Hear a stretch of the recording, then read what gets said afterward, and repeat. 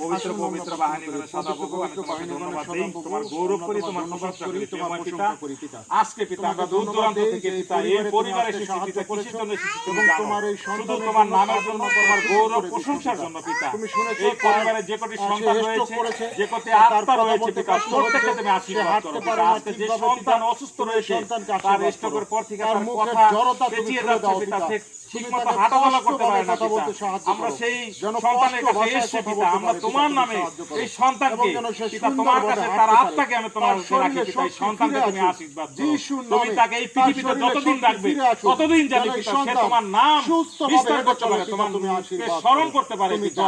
এই সুন্দর সবল ভাবে যেন সে হাঁটাচলা করতে পারে, এই বিনতি প্রার্থনা আমি তোমার কাছে রাখি পিতা। এই সন্তানের মুখে যে জড়তা রয়েছে, যে বাঁকা রয়েছে পিতা, দূর করে দাও।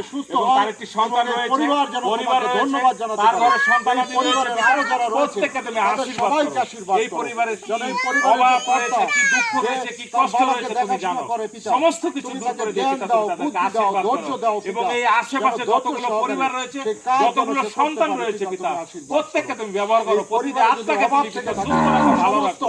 এই সকল বিষয় প্রার্থনা পিতা আমি তোমার কাছে রাখি। তুমি দয়া করে শ্রবণ ও গ্রাহ্য করো। আমেন। নমস্কার।